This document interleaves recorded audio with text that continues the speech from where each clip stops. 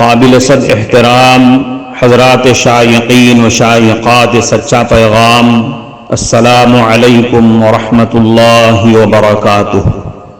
آج کی محفل میراث النبی کے نورانی پروگرام میں آپ کا استقبال ہے۔ اہلا و سہلا مرحبا۔ ہم آپ تمام حضرات و مستورات کا خیر مقدم کرتے ہیں۔ محترم حضرات و خواتین، تعلیم کا آغاز ہو رہا ہے۔ سب سے پہلے آداب تعلیم کا لحاظ کرتے ہوئے تعلیم کی طرف متوجہ ہو جائیں۔ پورے دھیان سے سننا، عمل کی نیت سے سننا اور تبلیغ کی نیت سے سننا، یعنی سنی ہوئی باتیں دوسروں تک پہنچانے کے جذبے سے سننا۔ چند خاص آداب تعلیم ہیں، امید ہے کہ آپ حضرات ان آداب کا ضرور خیال رکھیں گے۔ جزاکم اللہ۔ بسم اللہ الرحمن الرحیم۔ رمضان میں غفلت برتنے پر وعید۔ حضرت کعب رضی اللہ عنہ کہتے ہیں کہ ایک مرتبہ نبی کریم صلی اللہ علیہ وسلم نے ارشاد فرمایا کہ ممبر کے قریب ہو جاؤ۔ ہم لوگ حاضر ہو گئے۔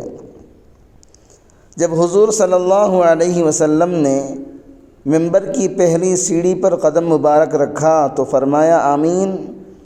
جب دوسری پر قدم رکھا پھر فرمایا آمین۔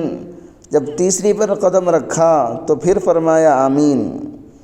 جب آپ صلی اللہ علیہ وسلم خطبے سے فارغ ہو کر نیچے اترے، ہم نے عرض کیا کہ آج آپ صلی اللہ علیہ وسلم سے ممبر پر چڑھتے ہوئے ہم نے ایسی بات سنی جو پہلے کبھی نہیں سنی تھی۔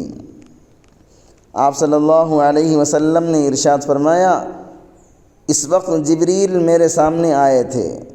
جب پہلی سیڑھی پر میں نے قدم رکھا تو انہوں نے کہا، ہلاک ہو وہ شخص جس نے رمضان المبارک کا مہینہ پایا پھر بھی اس کی مغفرت نہ ہوئی۔ میں نے کہا آمین۔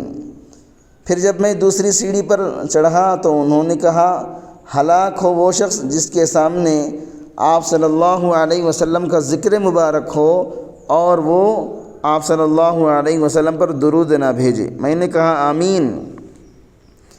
جب میں تیسری سیڑھی پر رکھا تو انہوں نے کہا، ہلاک ہو وہ شخص جس کے سامنے اس کے والدین یا ان میں سے کوئی ایک بڑھاپے کو پہنچ جائیں اور وہ ان کی خدمت کر کے جنت کا مستحق نہ ہو۔ میں نے کہا آمین۔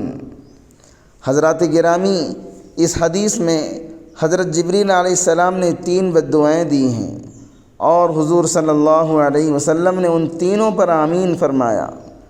اول حضرت جبریل علیہ السلام جیسے مقرب فرشتے کی بددعا ہی کیا کم تھی، اور پھر حضور صلی اللہ علیہ وسلم کی آمین نے تو اس کو مزید سخت بددعا بنا دی۔ اللہ ہی اپنے فضل و کرم سے ہم لوگوں کو ان تینوں چیزوں سے بچنے کی توفیق عطا فرمائے اور ان برائیوں سے محفوظ رکھیں۔ اول وہ شخص جس پر رمضان المبارک گزر جائے اور اس کی بخشش نہ ہو، یعنی رمضان جیسا خیر و برکت کا زمانہ بھی غفلت اور معاصی میں گزر جائے کہ رمضان میں اللہ جل شانہ کی رحمت بارش کی طرح برستی ہے۔ لہذا جس شخص پر رمضان کا مبارک مہینہ بھی اس طرح گزر جائے کہ اس کی بدعمالیوں اور کوتاہیوں کی وجہ سے وہ مغفرت سے محروم رہے تو اس کی ہلاکت میں کیا غور و فکر ہے۔ اور مغفرت کی صورت یہ ہے کہ رمضان کے جو کام ہیں یعنی روزہ اور تراویح وغیرہ، ان کو نہایت اہتمام سے ادا کرنے کے بعد ہر وقت کثرت کے ساتھ اپنے گناہوں سے توبہ استغفار کرے۔ دوسرے جس کے لیے بددعا کی گئی ہے وہ یہ ہے جس کے سامنے نبی کریم صلی اللہ علیہ وسلم کا ذکر مبارک ہو اور وہ آپ صلی اللہ علیہ وسلم پر درود نہ پڑے۔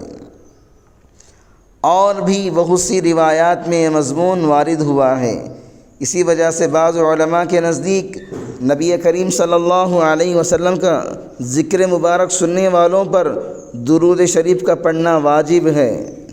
تیسرے جس کے بوڑھے والدین میں سے دونوں یا کوئی ایک موجود ہو اور وہ ان کی اس قدر خدمت نہ کرے کہ جس کی وجہ سے جنت کا مستحق ہو جائے۔ والدین کے حقوق کی بھی احادیث میں تاکید آئی ہوئی ہے۔